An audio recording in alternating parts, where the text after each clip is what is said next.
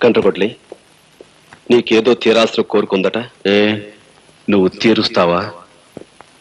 నా ప్రాణం కాపాడి నాకెంతో సహాయం చేసిన వాడివి. నేను ఎలాగో నీ ప్రాణాలు కాపాడలేను, కనీసం నీ కోరికైనా తీరుద్దాం అనుకుంటున్నాను. ఏమిటో చెప్పు. ఇక్కడికి పడమట్న 100 మైళ్ళ దూరంలో కొత్తపల్లి అనే చిన్న ఊరుంది. అక్కడ అమ్మవారి గుడి వీధిలో రంగన్న, లక్ష్మి అనే దంపతులు ఉన్నారు. అప్పులు ఇచ్చే ఒక పెద్ద భూస్వామికి వాళ్ళు బాకీ పడ్డారని నిర్దాక్షిణ్యంగా ఆ పేద దంపతులకున్న ఒక్కగానొక్క బిడ్డని బానిసగా తీసుకుపోయాడా భూస్వామి. నువ్వు వెళ్ళి వాళ్ళు రాసిచ్చిన నోటు బూడిద చేసి ఆ బిడ్డను తీసుకొచ్చి ఆ తల్లిదండ్రులకు అప్పచెప్పాలి. అదంత పని వెంటనే చేస్తాను, వస్తాను. కానీ ఒక్క షరతు.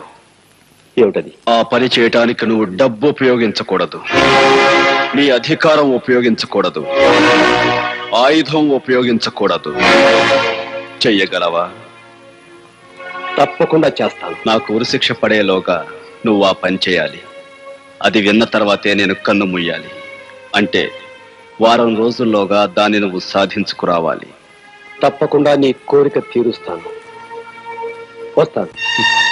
వెళ్ళు తమ్ముడు, వెళ్ళు. జనారణ్యంలో జంతువుల గురించి కొంతైనా నువ్వు తెలుసుకుంటావు.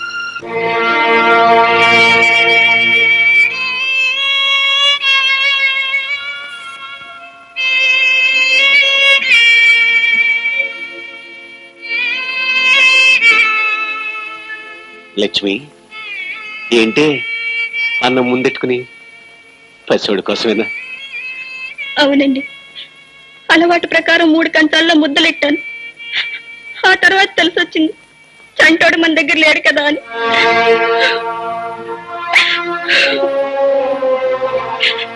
అమ్మా లక్ష్మి. అన్నా అన్నా,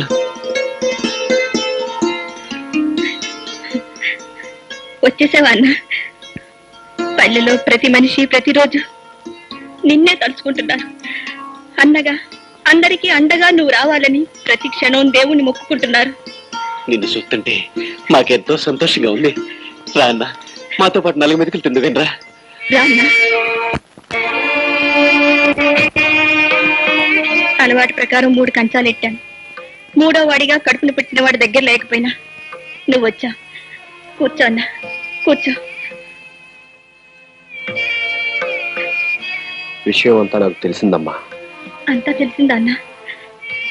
నేల తల్లి చల్లగా చూడకపోవటంతో కడుపు కూటి కోసం షావుకారు దగ్గర అప్పు చేశాం. అంతే, పంటలు వస్తున్నాయి, వెళుతున్నాయి, వడ్డీ తప్ప అసలు చెల్లు కావటం లేదు. దాంతో ఆ షావుకారు బలవంతాన బిడ్డను పశువు నీడ్చుకెళ్ళినట్టు ఈడ్చుకు వెళ్ళాడు. ఈ పేదవాడలో ప్రతి తల్లి బిడ్డని కనేది ఆ షావుకారికి బలి ఇవ్వటానికి అన్నా, బలి ఇవ్వటానికి. బాకీ డబ్బుల కోసం పసివాళ్ళని తీసుకెళ్లిపోతాడా?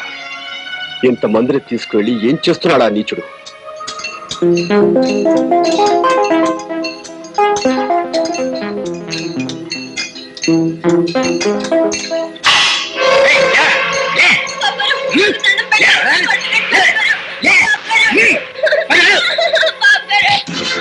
రాస్కల్, నువ్వు మనిషివా పశువా?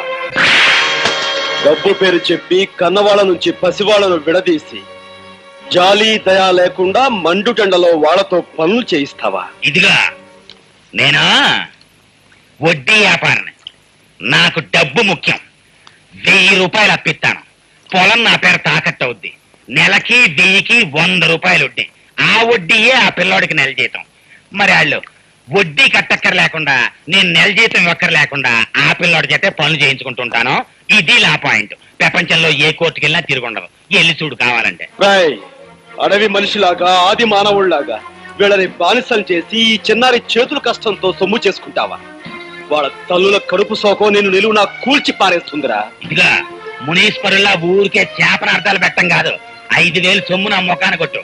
అప్పుల కాగితాలు చింపేసి దానికి సరిపడా పిల్లల్ని వదిలిపెట్టేస్తాను. ఆఫ్టర్ ఆల్ 5000 కదా నీకు కావాల్సింది. ఆ పని చెయ్యడానికి నువ్వు డబ్బు ఉపయోగించకూడదు. జేబులో పెద్ద నోట్ల మిశ్రణాల్లా చేయి పెట్టావు కదా, ఇదే రాట్లేదా సొమ్ము? సొమ్ము రావటం కాదురా, నీ పీకల మీదకి చట్టాన్ని రప్పిస్తాను. ఈ పసివాళ్లతో వెట్టి చాకరీ చేయిస్తున్నందుకు నిన్ను కటకటాల వెనక్కి పంపిస్తాను. ఏమిటయ్యా కేసు? చోరీ కేసు రిపోర్ట్ తీసుకోవాలంటే 10, కొట్లాట కేసు అయితే 10, దోతల కేసు అయితే 50. కానిస్టేబుల్, నేను నీ లంచాల జాబితా వినటానికి రాలేదు. సాగుతున్న అన్యాయాన్ని చట్టానికి చెప్పడానికి, రక్షక శాఖ సహాయంతో పసివాళ్లకు రక్షణ కల్పించడానికి వచ్చాను. పెత్తందారు చిదానందం న్యాయసమ్మతం అంటూ జరిపే అన్యాయాన్ని, అక్రమాన్ని ఆపేయ్, అక్కడితో ఆపేయ్. చిదానందం బాబు మీద కంప్లైంటా? అవును, అండర్ సెక్షన్ 307 IPC. ఒరే, నిద్రయోనం లేపి చట్టాల గురించి ఇంగ్లీష్ లో చెప్తున్నావు. ఎవడరాన్ని పో. నేనా? నీ అధికారం ఉపయోగించకూడదు. ఏట్రా మర్డర్ కేసులో ముద్దాయిలా చూస్తున్నావు? బొక్కలో నొక్కినట్టవా? కానిస్టేబుల్, నీకు కాకి బట్టలు కట్టబెట్టి అధికారం చేతిలో పెట్టింది ప్రజలను రక్షించడానికి తప్ప భక్షించడానికి కాదు.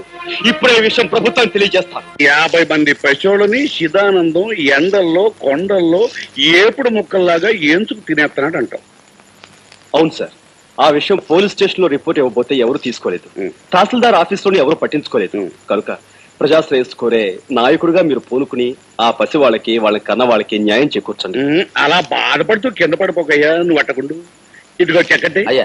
ఈ ప్రజాస్వామ్యంలో 50 మంది పెసోళ్ళను మనం రచిస్తే ఎన్ని ఓట్లు పడతాయంటావు? సత్రకాయ గాళ్ళకి ఓటు హక్కు ఎలాగూ ఉండదు. కాకపోతే తమరి సహాయానికి సంతోషించి వాళ్ళ తల్లిదండ్రులు, అన్నదమ్ములు మొత్తం కలిపి ఓ 200 ఓట్లు పడచ్చు. మరి శిదానంద చేతిలో ఎన్ని ఓట్లు ఉంటాయి? 10,000 పైనే ఉన్నాయి. 10,000 ఉంటాయి. కనుక ఈ ప్రజాస్వామ్యంలో పశువులు కట్టంతో కన్ను మూసినా సరే శిదానందం చేసే పని మాత్రం నట్ట జరగకూడదు. You the choosers of corruption. You have brought down the honorable democracy to your vice level with your barbarous attitude. నాకు ఇంగ్లీష్ తెలియదు కదా, నేను ఇంగ్లీష్ లో తిట్టదు. ఇది తిట్టు కాదురా, కనీసం ఒక్క బొట్టైనా భారత మాత బాధమై బాష్పాన్ని తుడిచే యత్నం. నువ్వు తెలియదు చెప్పినా నాకు అర్థం కావట్లేదు. నీకు అర్థమయ్యే భాషలోనే. ఆయుధం ఉపయోగించకూడదు.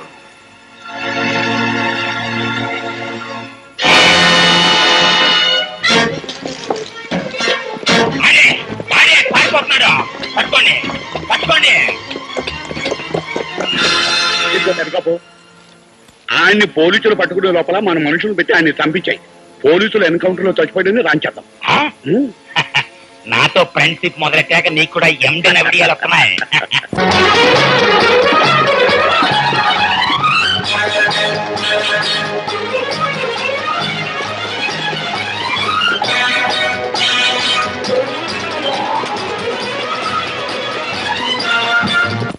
శాంతి, మన పెళ్లికి పెద్దలు రాలేదని, మనల్ని ఆశీర్వదించలేదని బాధగా ఉందా?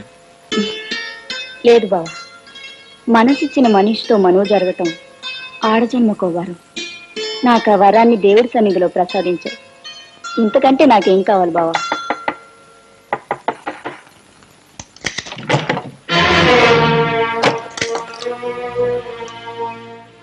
అవునే, నువ్వు ఏంటనే, ఏం జరిగింది? అవన్నీ తర్వాత చెప్తాను. క్షమించండి, రాకుండా సమయంలో వచ్చాను. నేను ఇంటిగా బయటికి వెళ్ళిపోతాను. ఆగనయ్య, నిన్ను చూస్తుంటే ఏదో ప్రమాదంలో ఉన్నట్టున్నావు. అసలు ఏం జరిగింది? అదేనమ్మా, చిదానందం చేతిలో చిక్కుకున్న పసివాళ్ళని రక్షించడానికి వచ్చాను. కానీ వాళ్ళ మనుషులు, పోలీసులు నా ప్రాణం తీయడానికి నా వెంట పడ్డారు. నేనే కనుక వాళ్ళ చేతిలో చనిపోతే ఆ పసి వాళ్ళకి ఏ దిక్కు ఉండదమ్మా. అందుకే వాళ్ళ నుంచి తప్పించుకోవాలని. మరేం పర్వాలేదు అన్నయ్య, నీకేం భయం లేదు. బావా, అన్నయ్యని ఎలా అయినా కాపాడుకోవాలి. నీ కోసం, నా కోసం కాదు, మనలాంటి వాళ్ళందరి కోసం అన్నయ్యని కాపాడుకోవాలి.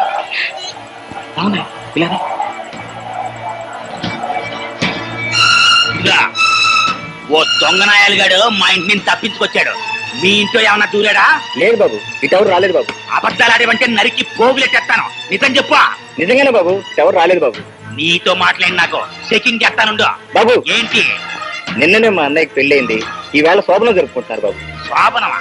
కళ్ళతో చూస్తే కన్నా మనం. బాబు,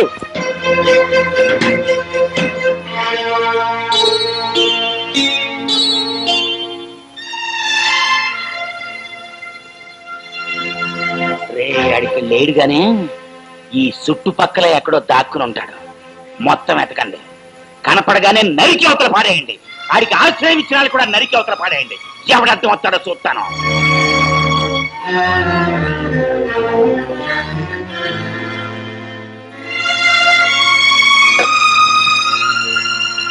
వాళ్ళు వెళ్ళిపోయారన్నయ్య, ఇంకేం పర్వాలేదు.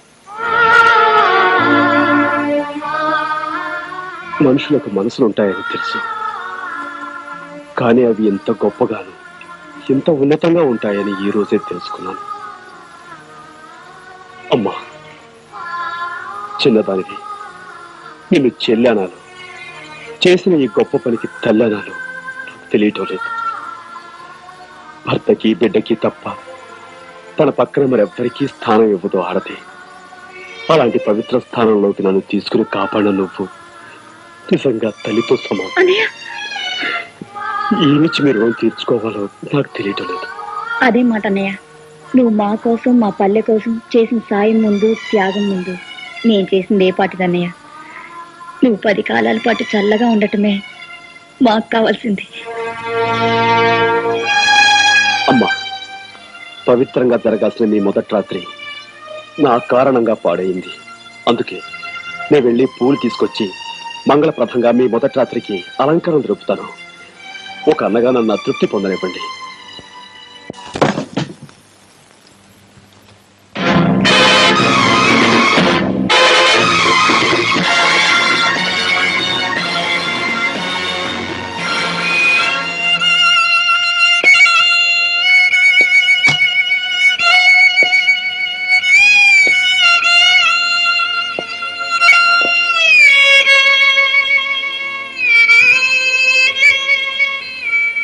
కనపడగానే నరికి అవతల పాడేయండి.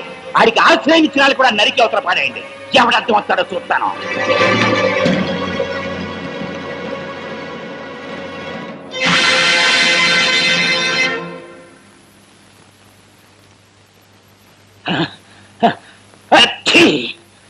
ఇవాళ పిలవకుండానే వచ్చిందేంటి తుమ్ము?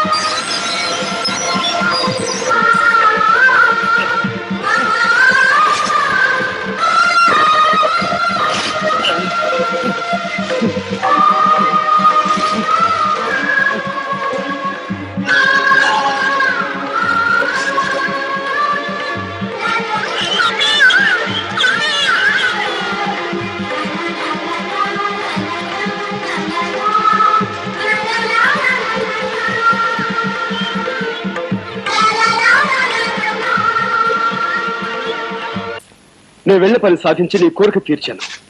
నిజంగానా? అవును, నువ్వు చెప్పిన పసివాడిని ఒక్కనే కాదు, ఎందరో తలలో కన్నబిడ్డల్ని ఆ కసాయి పెత్తందారుల చేతుల్లోంచి రక్షించాను. వాళ్ళ బానిసత్వానికి ముగింపు పలికి వాళ్ళ బ్రతుకులు కొత్త మలుపు తిప్పి ఎలా సాధించావు ఆ పనిని? ఆ షావుకారుని గొడ్డలతో నరికి చంపేశాను.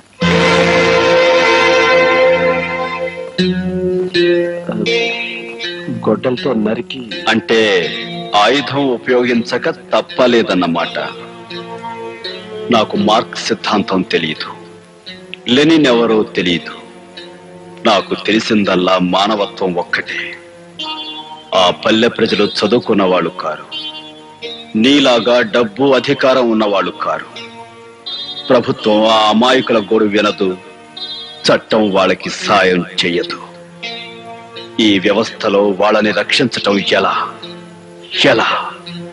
దీనికి పరిష్కార మార్గం డబ్బు, అధికారం, ఆయుధం కాకుండా మరేదైనా ఉందేమో కనుక్కుంటావని ఈ 3 షరతులు పెట్టి నిన్ను పంపించాను.